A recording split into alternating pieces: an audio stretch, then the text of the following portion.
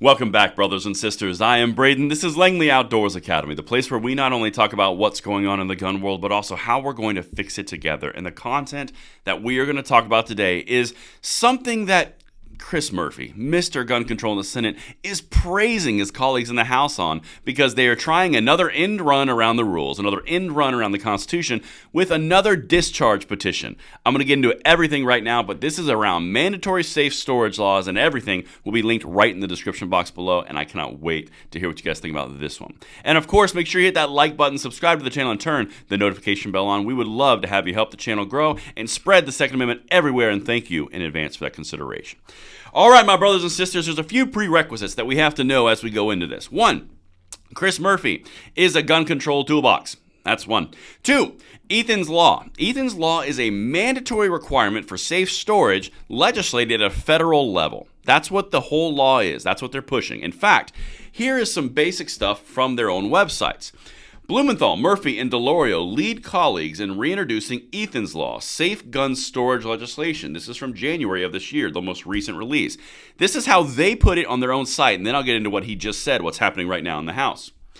Now, the bill would create federal requirements for safe gun storage and establish strong penalties for any violations.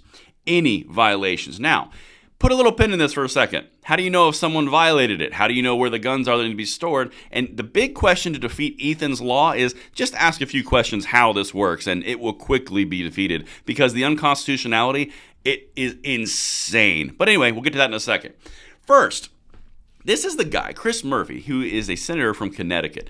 Now, Chris Murphy is the same guy who said, well, that Senate Bipartisan Safer Communities Act, it was a really hard bargain, but we put those due process in there because, they were driving a really hard bargain. Yeah, this guy is not good news. But anyway, let's continue because I think this is an important piece right here. Here's the intro. I'm really proud of my colleagues in the House of Representatives. They are moving forward with a discharge petition to try to force a debate and vote in the House on Ethan's Law. Ethan's Law is a piece of legislation that originates from a real tragic incident in Connecticut.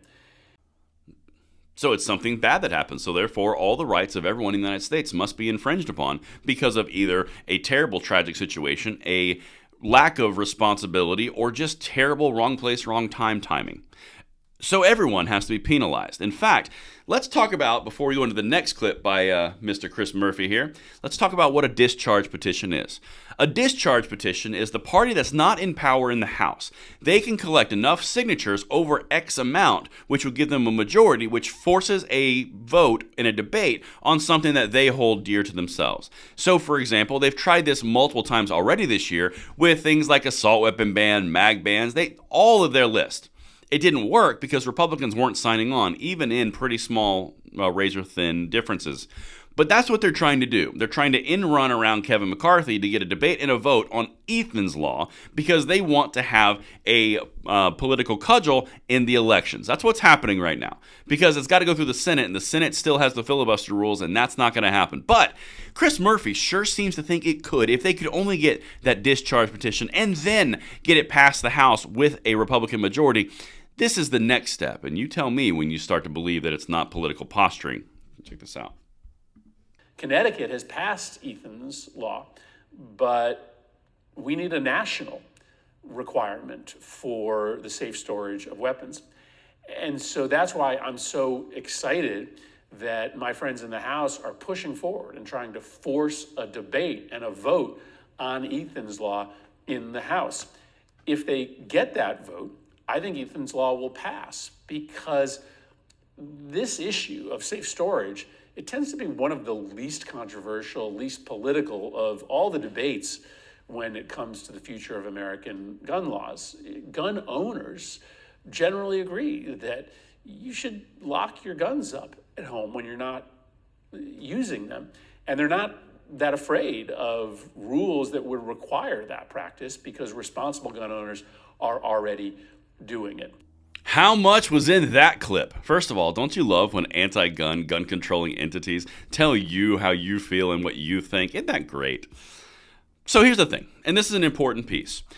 gun owners who are on the embracing the Second Amendment right, who he calls legal law-abiding gun owners, they already practice safe storage laws as a rule because it's a responsibility. It's something that we're taught from the very beginning. It's a responsibility, it is a right, and it has a responsibility born with it. That's a pretty important piece of our culture, but he wouldn't know that because he's from Connecticut. They don't have guns, really. Anyway, and they're leading the nation in infringing. But the other thing that he's saying here, it's going to pass. If it can only get through this discharge petition, it's going to get through the House across all the Republican majorities, and then it's going to supersede the filibuster. Even though the last time he tried to supersede the filibuster, they got the Senate Safer Communities Act, the bipartisan one, and it's getting tremendous flack, of which I covered right now because there's unintended consequences. This doesn't have a snowball's chance in hell of going over the House. It doesn't have a snowball's chance in downstairs for going through the Senate with the filibuster. So why are we doing it? Why are we entertaining the idea that you would have to have a national registry to facilitate this? But don't worry, gun owners aren't afraid of the rules. Yeah.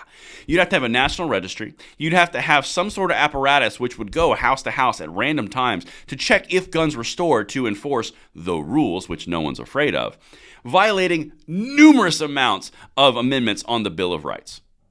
This is literally the most unconstitutional thing that they could do outside of banning ARs or banning specific guns or carrying of guns, hashtag New Mexico.